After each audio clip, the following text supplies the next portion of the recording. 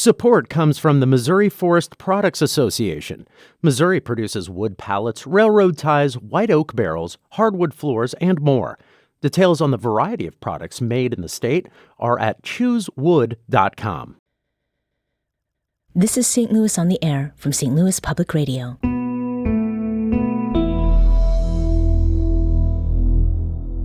I'm Elaine Cha. Today, we're spending the entire hour talking about a disease that affects an estimated 6.7 million people living in the U.S. and over 11 million people who provide unpaid care for those diagnosed with it. That disease is Alzheimer's, and according to the National Institutes of Health, it's the 7th leading cause of death in the United States and the most common cause of dementia among older adults. The effects of Alzheimer's disease aren't limited, however, to those many millions who know they have the disorder or are looking after people with Alzheimer's right now. As more of our nation's population ages, more will experience its impacts directly. So there's urgency to talking about Alzheimer's, both for the present and a future that's unfolding now. What is it like to be diagnosed and live with the disease? What does it mean to provide care for people who have the disease as a medical professional, a paid caregiver, or an unpaid family member, or even a very close friend? Today, we're listening to a conversation from earlier this year that explores those questions. In March, I spoke with two people with different yet intersecting experiences with Alzheimer's. Deb Job was diagnosed with early-onset Alzheimer's at the age of 53. Now 57, the Lake St. Louis resident has been living with an Alzheimer's diagnosis for 4 years. I also spoke with Arnesia Kalk, a gerontologist in St. Louis. She works at Oak Street Health and also runs her own practice. I started the conversation by asking Deb how people usually react when she tells them she has Alzheimer's disease. Because I am on the early side of it and on the younger onset portion of it, on the outside, you may not see this. And what you see is, okay, no, maybe it's stress or maybe it's something else. That can't be the case. Mm-hmm.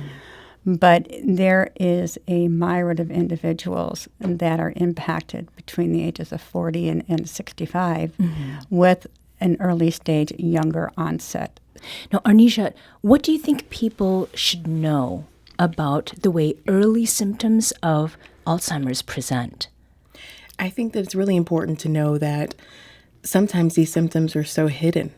It's very difficult to detect and to realize, often because of, things that we typically do in our normal day. We multitask constantly. So it can definitely be very difficult to detect when, the symptoms kind of mesh with general things of our busy lives, like forgetting your keys or forgetting your wallet and thinking, okay, well, do I have this? Do I not have it? Right. And what are the differences between the symptoms of Alzheimer's and dementia?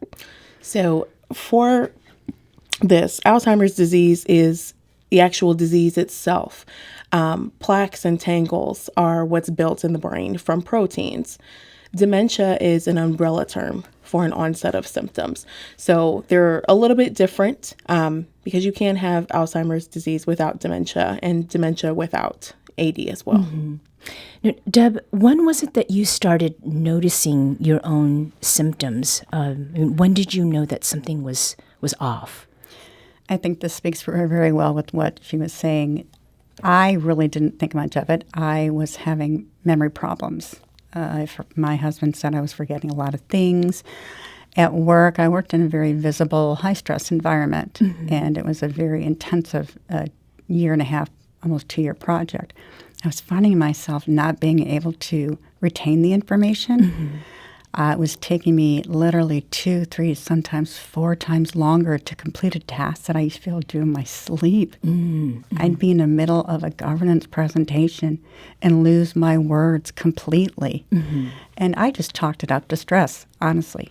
Or maybe a woman, 50s, brain fog, menopause, that type of thing. It was my husband that finally said, Deb, something is wrong with you. Now, how long did it take for you to get a diagnosis? I'm one of the lucky ones, and everyone should have the experience I have, which is why I advocate so heavily. It was around end of March or April, which I finally went into my primary. My primary did not discount it. Sent me to have an MRI, Okay. sent me to a neurologist. Then the test went ahead and PET scans and lumbar punctures. Sent me off to Mayo, where my final diagnosis. So within 6 months, actually within 3 months, we knew it was a brain-related disease. Anisha, is that typical or unusual as far as the amount of time it took from the point of asking about it and then getting an answer? I would say that that's kind of difficult to determine. I think it depends on what type of access you have to the treatment and also to detection. Many of the people that I interact with are in late and end stages of the disease because of that, lack to access. But I also believe that 6 months, 3 to 6 months to find out is much too long. I think that, we don't necessarily know the direct date of onset. And every minute, every second that we're putting into finding out this diagnosis is so crucial. And why is it crucial? I believe that it's really important that we're trying to preserve the person. We're trying to preserve their body. We're trying to preserve their mind, all of their faculties. We, as a people, deserve to have that right, that immediate access to know if we do have this. And if so, then we should be able to, try to be more preventative in leading a much healthy lifestyle. Does what Arnesia or Deb said, what they've said, ring true for you? What's your experience been like? Our phone, email, and social media lines are open to include you in our conversation. If you have a question or comment about today's topic, give us a call at 314-382-8255. That's 382-TALK, or you can send us a tweet at STL on air or email us at talk@stlpr.org. Deb, Arnesia was saying finding out as soon as possible is critical. Can you talk a bit about how your life has changed since you received the diagnosis? There's been positive and negatives in my life that has changed, obviously. I agree with her in regards to the interventions. So being diagnosed early in this process, I've gone through counseling. I've gone through cognitive therapy, speech therapy, support groups, things like that. Now, how things have changed, I no longer can work because my cognitive function is impaired. I cannot drive anymore because I lose my way and the road looks a little weird. I have difficulty processing information sometimes, like the stove. I don't cook anymore because I burnt myself and my poor husband. Oh, okay. So it's those daily life activities, things I forget Right. to do. And the diagnosis has affected not only you, but your husband, as in the case of the stove, in other ways. What other aspects of life with family have changed? We've become closer. We were always a close family. My husband and I, we lived in Florida for 8 years, and then recently moved back to St. Louis last year to be closer to family, but also for the support system that he needs as well. So we make it a point to really, my 2 daughters are in their 30s, but they are very, very involved with my husband. They'll call, the 3 of them will talk. Now, I know they're talking, but they'll talk because what I may see, I'm fine, but what he sees, it's a little different from what my perception is. Sure. Arnesia, in what Deb is sharing, is there anything that tends to surprise families who are dealing with an Alzheimer's diagnosis? Is what she was talking about common? Are there some other things that often will come up in the family context? I think that everything that she's saying is spot on. It's very common for families to become closer especially while trying to partner together as caregivers, and just to be a stronger support system. I think that I've also seen families also torn apart.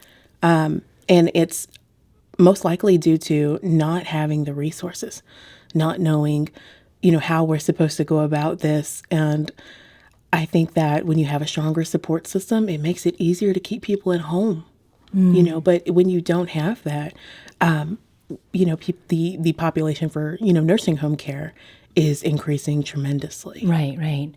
We had Greg respond to an engagement question that we had put out on Twitter, and was, has a family member or loved one spent time in a dementia care facility in St. Louis? And what was the experience like? And to this point about family and the decisions that need to be made, Greg said, yes, it was incredibly difficult for all involved. 3 or 4 of the facilities claimed to be able to handle things they were clearly unprepared, unqualified, unable to handle. So, it does seem there is a huge range of what experiences are going to be. I think that's part of the reason we're having this discussion today. Deb, you said that currently you are receiving different kinds of counseling and therapy. What of the treatments that you would like to have do you not have access to because of geography or other factors? I think I think one of the most critical things is, unfortunately, at a federal level right now, with new Alzheimer treatments coming out and with lecanemab now on the scene, where the VA has approved it, and as well as the FDA. And unless you're in a clinical trial, you don't have access to it. And that's just one of what's in the pipeline. But because that entire class is impacted, it's my life. So, and it's other people's lives. I should be making that decision with my doctor. So I'd like to have access to those type of things. Sure. On the point of clinical trials, is that something with the people that you've worked with? Do they have access to that? And they are, again, you had mentioned that you work with patients who tend to be in the latter stages. So how does that shake out? I have never personally known anyone in end stages who has participated in clinical trials. I've had a lot of experience in skilled nursing facilities. And with that also comes all of these older adults who are on Medicaid. I have not seen anyone reach out for clinical trials, and I think that there's a lot of things that are conflicting there as to why that's not happening. One is that in the facilities that I've been in, they've been primarily or dominantly African American. And I think that it is very difficult, and I can say that also, as an African American, the ability to reach out to do a clinical trial is terrifying, due to our country's past of even having the Tuskegee Syphilis Project. Sure. Everyone that I've spoken to regarding clinical trials is terrified. That's something that we know, we're not doing that. And I think that if families and if those who have it had the education and understood what is available to them, it wouldn't be so intimidating and so scary. Deb, you're nodding. I think it's there's so many cultural biases out there. There's so many biases, like she said. And each culture responds to it a little bit differently. Yeah. And unfortunately, male caregivers and African-American male caregivers, they have a very strong burden. And it's a financial burden. And that's rough. But then again, American Indians, from a cultural aspect, they would rather look at it more internally than that. So it's breaking down those barriers and those biases to help ensure there's access. But it's also having community resources in more underserved rural populations. That was St. Louis gerontologist Arnesia Kalk and Deb Job, a Lake St. Louis resident who has been living with an Alzheimer's diagnosis for 4 years. I spoke with them in March. Before we head into a short break, we'd like to mention that the Alzheimer's Foundation of America will host a free educational conference in St. Louis on September 13th. Their goal is to educate people on healthy aging, local resources, tests and treatments, and caregiver burnout. They say this is an ideal conference for local caregivers, but open to everyone. That conference is September 13th from 10 a.m. to 1 p.m. at the Renaissance St. Louis Airport Hotel. To register, go to alzfdn.org/tour. We need to take a quick break, but we'll be back shortly to continue this conversation. This is St. Louis on the Air on St. Louis Public Radio.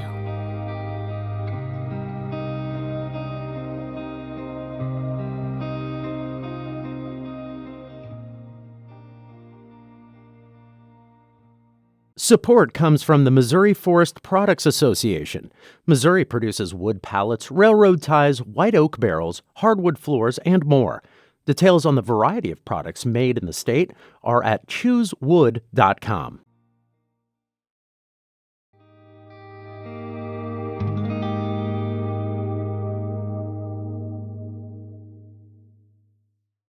This hour, we're listening to a conversation we hosted in March about the barriers to care and diagnosis for people living with Alzheimer's disease. I spoke with Arnesia Kalk, a St. Louis gerontologist who works at Oak Street Health and runs her own practice. I also talked with caregiver Theon Phillips. Theon cares for his elder sister, Adrienne, who started showing signs of Alzheimer's disease in 2016. They live together in East St. Louis, where they both grew up, and where he serves as Adrienne's primary caregiver. Here's Theon sharing how his sister was doing when we spoke with him in March. Adrienne is pleasant today. You always hear about people that are angry or kind of upset or kind of get nasty when they go through the disease. But Adrienne has been pleasant throughout the day. When I was serving her breakfast this morning, I have a playlist on Alexa, and some Motown tunes were on, and she was kind of bobbing her head and smiling. So she's pleasant, and she's been pleasant throughout this whole ordeal. Mm-hmm. And where is she right now? She is at home. My daughter is with her today. She goes to adult daycare 3 days a week when I am working, and on the weekends we have a personal assistant that comes in to help with her. Mm-hmm. And my wife is in the medical field, and she has rolled up her sleeves and taken on the task of taking care of Adrienne as her needs increase. Mm-hmm. Your employer, you said 3 days a week you go to work. Is your employer understanding of your situation? They are. I am so happy that I guess over the years I've gained a relationship with my employer, that they are understanding, and I have the FMLA in place. So when there's times that I need to take off, I can. And I feel a genuine concern from my employer. And I know that that's not always the case, but I feel like I'm pretty lucky in that case. Well, it sounds like your situation is one that is ideal in many ways. And Arnesia, I'm going to be coming to you to sort of get your take on how typical or atypical things are. Listening to what Theon has shared, to what extent do people enjoy that set of circumstances? I think what he has is amazing. That is what we want. We want someone who has this disease to be in a very loving, caregiving environment where the burden is shared. He has support and resources through the adult daycare, and also with having a private duty caregiver as well. That is amazing. That's what we want to see.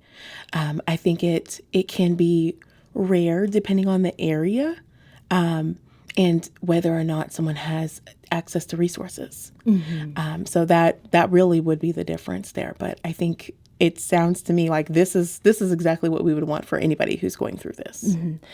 No, in terms of level of readiness that families have, Theon, when you first learned about your sister's diagnosis, was it already sort of established because of the way that your family does things that you would be the one caring for her? How did that work out? Well, Adrienne never married and she never had children. She's always been kind of laser focused on her career. And I am her only sibling. It's just us two. Our parents have passed on. So, and Adrienne was diagnosed at 57 years old. So that's relatively young. Mm-hmm. So we really couldn't see this coming to be prepared.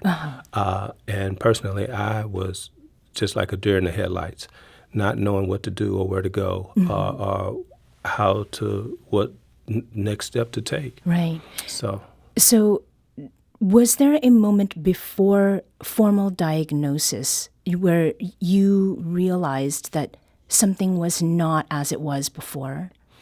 Yes. Adrienne has a college group of friends, her girlfriend's group, and they graduated college together. They've been friends over the years. They go visit each other and have a summer get-together or whatever. And some of her girlfriends brought it to my attention that, hey, something is off with her. And then after that conversation, I started to realize some things that I had noticed but kind of just brushed off, you don't pay attention to, you don't know what you don't know, and sometimes you don't pay attention to some of the clues that are there, and I didn't. She was living in Michigan, Detroit suburb at the time, and we have relatives that live there that also mentioned that there was something a little off with Adrienne. Mm-hmm. So I went to Detroit. We were able to set up some appointments with a neurologist at Detroit Receiving Hospital, and they saw her and diagnosed her then. And mind you, I couldn't imagine this with Adrienne because she's always the sharpest. As I mentioned, she was laser focused on her career, fiercely independent. And a woman as sharp and as smart as she was, I just could not imagine that in a million years. So I probably didn't pay attention to some of the signs or the clues early on, and I kind of wish that I had. Yeah. When we were talking with Deb earlier, she had said that she stopped working. Now, in your sister's case, did she have insurance through an employer or her own when she was diagnosed? Well, I think that her health started to fail over such a long period of time. She moved to Michigan to take a position with Colgate-Palmolive, and she lost that position because, quite frankly, she couldn't focus or do the job, and I don't think she knew what was wrong, and they didn't either. So she lost that job, went to another position. Her resume was always good. She was always able to find a job and not keep it. So over the years, she dipped into her savings, her 401k, and her insurance kind of lapsed. So by the time she was diagnosed, we were in quite a situation. I see. Arnesia, is it common for people to lose their jobs and insurance before diagnosis because of their symptoms? I think that it's very possible. Directly, I have not heard of all of the different lapses like that occurring at one time. I do think it is definitely common for someone to have to stop working. I think it depends on the speed and the progression of the disease, and also what things are taking place. So some people might start to isolate more, even when they're in social settings. Different things like language changes because they no longer have access to certain language that they used to have, and that can cause people to turn inward. Things like that, I think, can really take a toll very quickly on a person to where they would have to change up all of their daily activities, including working. And do you see denial of symptoms that people themselves are like they're starting to observe? They kind of don't want to look at that, as in Adrienne's case, like just being so focused, so on it, that also contributes then to a delayed pursuit of consultation and diagnosis? Yes, I do believe that is part of it. I think that at times when we're so engaged in all of the different organizations or things that we're taking part of, we are so focused on staying caught up that we're not paying attention to the symptoms that, that we're having, that we're starting to see. And in turn, I do think that once we do catch on, that's when there's a dramatic change in progression. So a lot of people may find that they have recently found out about the diagnosis, but then the question is, how long has it been there? Because of how quickly they start to go downhill, through that disease progression. Yeah. Theon, what is or was Adrian's treatment plan like in the beginning, and how has it changed since then? Well, early on, she saw as I mentioned, we saw the neurologist in Detroit, and then once I moved her here, we started seeing neurologists at Washington University, and I think that she was so far gone already that they prescribed medicines to slow down the progression of the disease, not to stop it. And they warned me that this isn't a fix, but it may slow down the natural progression of the disease. And I think it did for a while. And other than that, to keep her very active and to just engage with her. And as I mentioned, the music, I try to make sure that she has music playing a lot, and I talk to her just like I'm talking to you. Even though she's become nonverbal now, I still engage with her. Well, my family engages with her, and I think she's experienced a positive home. So Yeah. Well, at the beginning, I asked how your sister is doing, but how about you? How are you doing today? Well, thank you for asking. I think that, well, I'm fine physically. I have had some physical challenges since Adrian has been diagnosed. I don't know if those can be attributed to my worrying, because I do sometimes lay awake at night thinking about what the next step is going to be. I know that I'm not going to be able to keep her at home for a lot longer, and we may have to have her in a facility. And you hear horror stories about that, and I need to be prepared. We're working on that. And there's a lot of moving parts, a lot of things to think about. You have to trust her with the people at the daycare, and trust her with the personal assistants that come into the home. So, and then sometimes I wonder what's going through her mind. So, physically, I'm okay. I have taken the suggestions of the Alzheimer's Association by getting therapy and for myself, and my needs increase as Adrian's needs increase. Sure. So, but we're making it. I think that my situation is ideal as far as that's concerned, because Adrian is, I think, receiving a good, it's a good experience. Now, Arnisha, for those families that are not in the same situation as Theon and his family, there is a shortage of people to care for those who have Alzheimer's. So, Theon, you've mentioned facilities. There need to be people who work in those facilities. How have you seen that shortage play out for families when they come to the point where they need help from outside? Yeah, so there definitely is a shortage. And I believe in the Facts and Figures report for 2023, they estimated that we're going to need about 1.2 million additional direct care workers between 2020 to 2030. That is a dramatic increase. And as someone who works in long-term care, I think I have seen so many caregivers. How could we possibly need that many people? But we need caregivers that are going to be equipped. And that's part of the reason that we have such a shortage, is that, and I can speak for this for nursing homes, we are not equipping the staff with everything that is needed to understand how to provide the same care that Theon is giving in the environment that we have as a long-term care residential facility. So for those who are providing care, whether they're primary care providers like you, unpaid, it's family, or those who do this for work, how do you avoid burnout Are there coping mechanisms or support groups? Theon, you've talked about getting counseling and connecting with the Alzheimer's Association.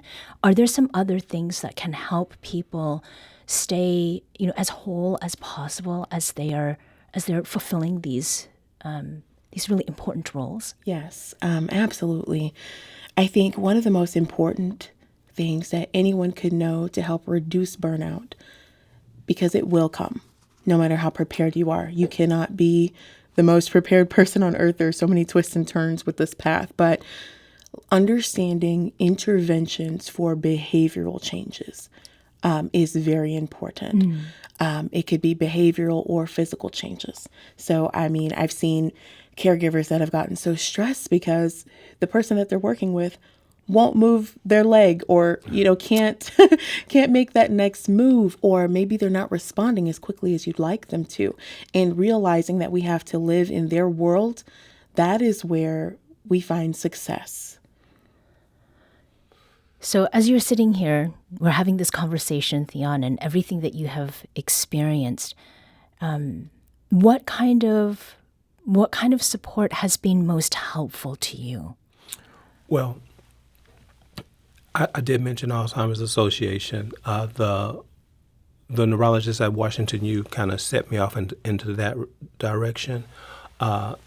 Age Smart and Illinois Department of Aging have also opened the door for resources. And we personally, our family, we're not rich, but you don't know what you don't know. And there are resources that are available.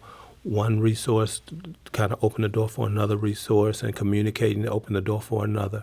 But I think as far as me, I have to put a spiritual twist on it, so I don't get so frustrated sometimes when my sister doesn't put her arm in the jacket and we're on the way to, and I have to go to work. I have to just kind of look at it differently. This is an opportunity for me to grow spiritually, for one thing, and to have some type of focus and value and purpose for my own life. And then it's not so frustrating when Adrian doesn't cooperate. East St. Louis resident Theon Phillips is the primary caregiver to his elder sister, Adrienne, who lives with Alzheimer's disease. The Alzheimer's Foundation of America will host a free educational conference in St. Louis on September 13th. The conference aims to connect people with information on healthy aging, local resources, tests and treatments, and caregiver burnout. It's primarily focused on local caregivers, but is open to everyone. That's September 13th from 10 a.m. to 1 p.m. at the Renaissance St. Louis Airport Hotel. To register, go to alzfdn.org/tour. We need to take a short break. We'll hear more from St. Louis gerontologist Arnesia Kalk in just a moment. This is St. Louis on the Air on St. Louis Public Radio.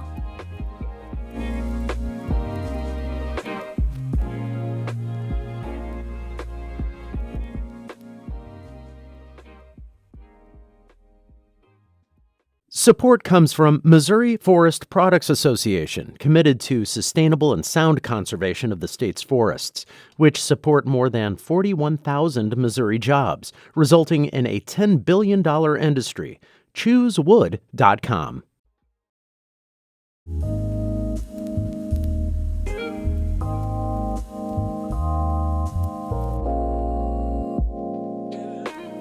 Welcome back. Every year, the Alzheimer's Association publishes a report called Alzheimer's Disease Facts and Figures.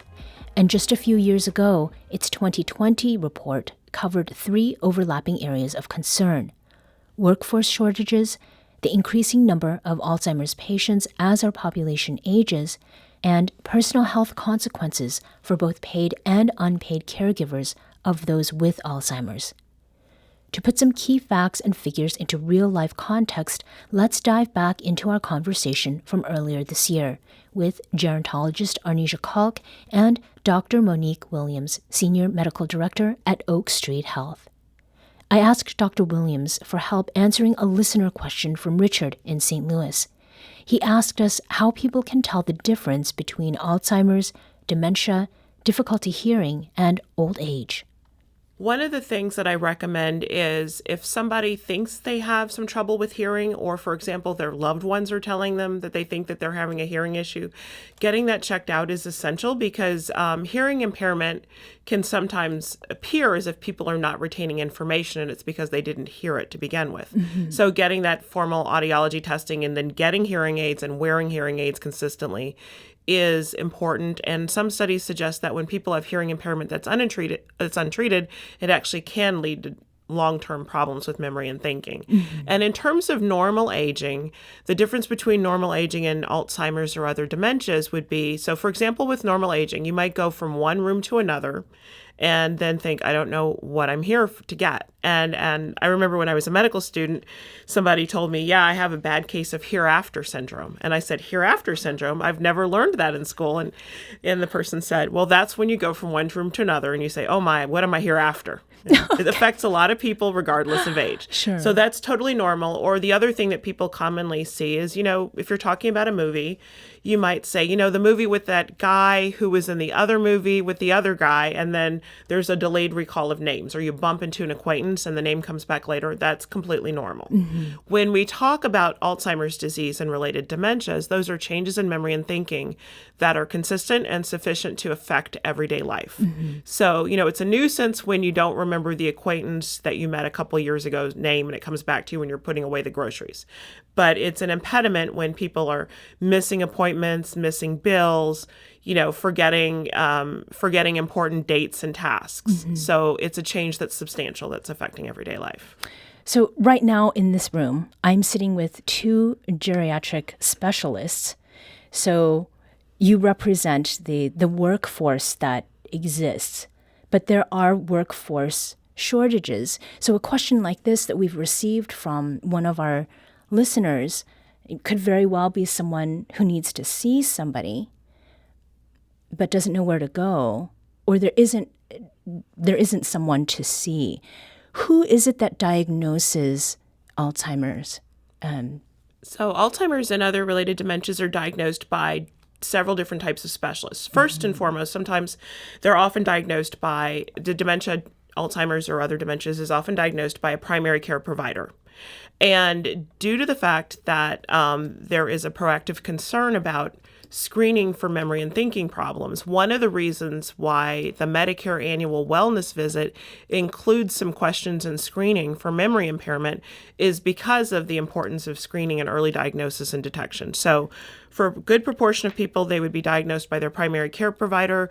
There are other people who might see specialists, and that can vary by region. There are some regions of the country where people might see a psychiatrist or a neuropsychologist. There are other parts of the country where they would see a geriatrician or a neurologist, particularly like a geriatric or a dementia neurologist. So there are a bunch of different team members that may make a diagnosis. And Arnisha, who is it that provides the medical care? So it really will depend on the setting. If someone is at home, a lot of times that medical care is going to come from family members who have to learn everything that they'll have to do, through the day-to-day activities as far as ADLs. So they may be doing feeding, dressing, bathing, things like that. If we are in a facility at the point of diagnosis, then we're looking at care staff, such as CNAs, certified medical techs who do medications, as well as director of nursing. Now, if there is so much need for people who both diagnose and then provide the medical care, not necessarily mutually exclusive, why are workforce numbers so low? In part, that's because, so if you look, for example, if you can look at all the different healthcare disciplines, but for example, for physicians, the number of physicians that are going into care of older adults, since dementia is more common as people get to age 65 and older, but people who specialize in dementia care, it's a small number of people who go into aging care. So that's one of the reasons why a lot of different organizations are highlighting the importance of careers in aging, whether it's, primary care or geriatric medicine or, geriatric nursing or nurse practitioners or PAs. And this week is actually Careers in Aging Week, where the Gerontological Society of America highlights the importance of these careers and the different opportunities. For example, being a social worker who specializes in this area.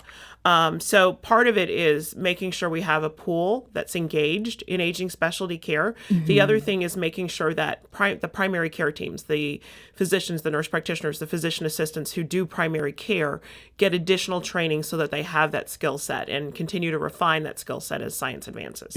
And we did get a note from Denise on Facebook who said the screening test alone without input from family members caused delay in finally getting medication to slow onset. So that's at a different point, sort of in that journey from something needs to be checked out here to treatment after diagnosis. With the current situation, being what it is, why is it that each of you chose to go into geriatrics when you did? So, Arnesia, if you can take that one first. I chose to go into geriatrics because that's what I've loved. I grew up in a German Lutheran church, an environment. So I was surrounded by older adults. Even when it came to my community that I lived in, my apartment complex growing up, that's all I've ever known. And I think that it really solidified my career path to personally go through what it's like to have a loved one die from Alzheimer's disease and dementia. It was incredibly heartbreaking. It was terrifying to see the changes day to day. And I was a virtual caregiver. I was not physically there. But I did have the same load. I would be on the phone or through video chat hours on end, trying to console and just provide that socialization and love as was needed for my own grandfather. So that definitely struck a chord with me, and I knew this was definitely the field that I needed to be in. But I then, after that experience and a couple of others, realized I needed to specialize specifically in dementia care. Is that resonating at all for you? I actually decided to become a geriatrician when I was 4. So my great-great-grandmother lived to be 114. Wow. And she had osteoporosis and actually fell and broke a hip when she was 106. They didn't want to do surgery because she was the oldest patient on the orthopedic service at the teaching hospital at the time. So she said, find something wrong with me that precludes surgery. They couldn't. They did her hip, and she continued to fix Sunday dinner for multiple generations for years until her last 6 months of life. But I wondered, why was she sharp as a tack, and why did other people have cognitive issues? So when I was 4, I told my mom I need to talk to our doctor. So she takes me to the doctor, and I asked him for career advice. And he told my mom, she's not sick. She just wanted to make sure she could be a geriatrician and, get her career plan in place. And my mom explained, we do not do career development with the doctor for the same copay as healthcare when we're 4. But, so there's a personal connection then. And we in earlier parts of this segment, we were talking about how many people are projected to have some form of dementia and Alzheimer's specifically by 2050. How well aware are people that there are so many with Alzheimer's already, that there's more projected? And is lack of awareness part of the reason there aren't more people who are pursuing careers that will help these patients and all the people around them that make their community? I think that's definitely a barrier. It's a barrier to a few things. So lack of awareness of Alzheimer's disease, I think, is a barrier to diagnosis and detection. Also, it's a barrier to people understanding that it's a huge public health urgency and that there's a need for these care teams with all the different disciplines represented. And actually, when I was at WashU, we did a focus group study with Dr. Dorothy Edwards and several other investigators. And what we found was that a lot of people had the perception that Alzheimer's disease didn't impact minoritized populations as much, which is actually distinctly different from the true, demographics of the disease. Say more about that. Minoritized. So one thing that's relevant is that there are disparities in dementia. And Black Americans have a twofold higher risk of Alzheimer's disease. And then among Latinos, the risk is about 1.5 times higher as compared to non-Hispanic whites. So there definitely are higher rates of disease in these diverse populations. And there are several theories about this, including potentially the burden of vascular risk factors. Also, there's a study being conducted in St. Louis that's looking at social determinants of health, like, stressors, individual and institutionalized racism, and access to care that could be impacting well-being. So there's the misperception that it's less common in minoritized populations, but it actually is more prevalent. So that's a concern. And it's one of the reasons why, doing outreach to people before they lock in a career is really relevant to make sure that we have good representation in our care teams that represents the demographics of Alzheimer's. In an earlier segment, cultural differences had come up.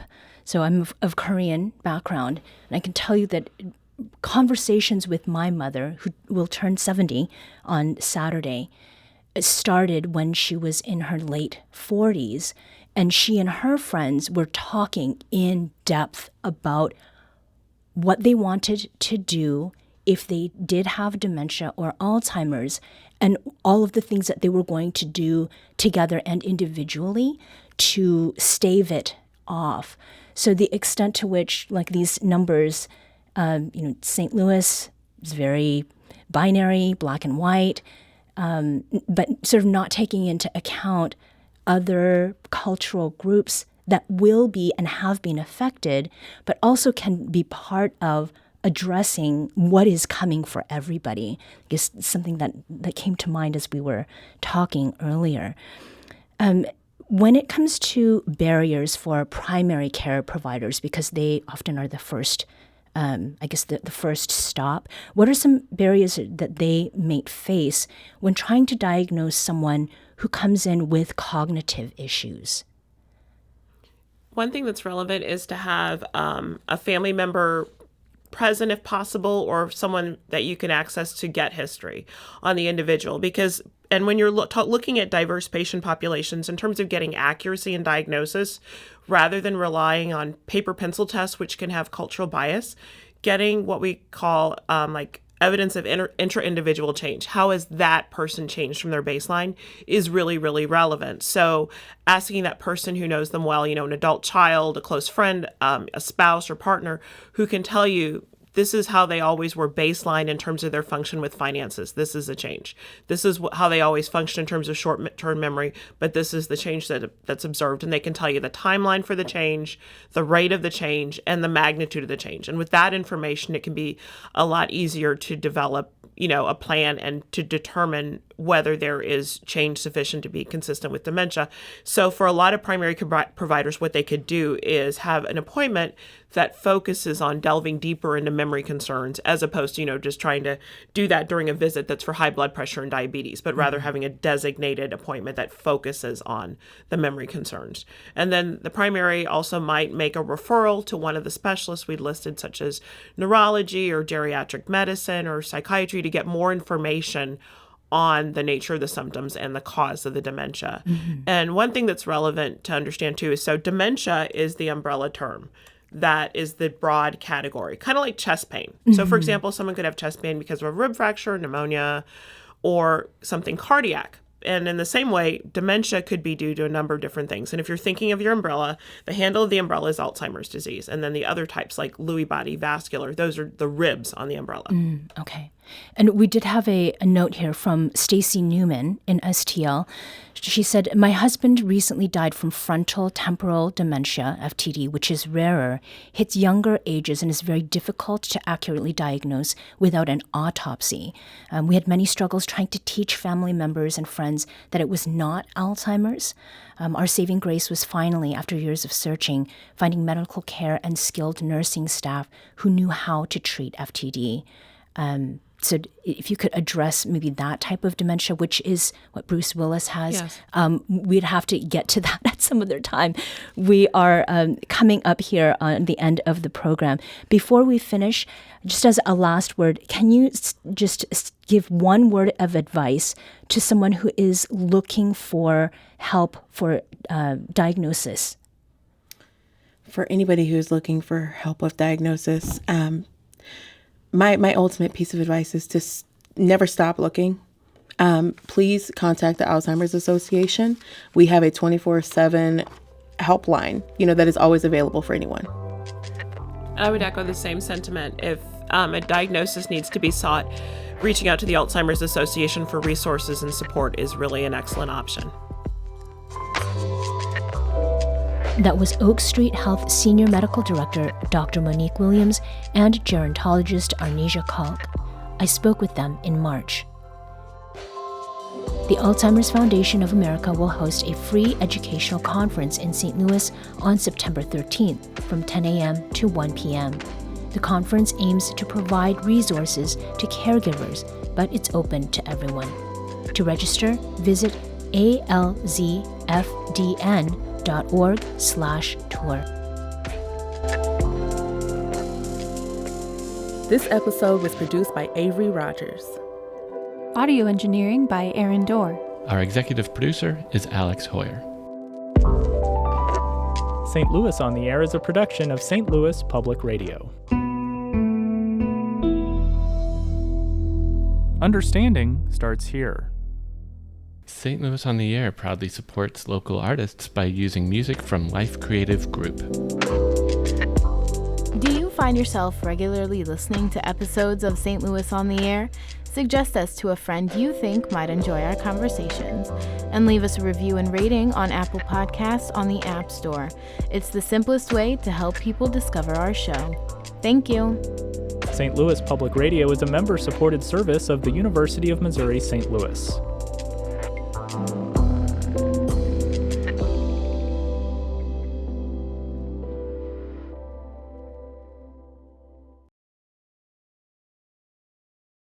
Support comes from the Missouri Forest Products Association. Missouri produces wood pallets, railroad ties, white oak barrels, hardwood floors, and more. Details on the variety of products made in the state are at choosewood.com.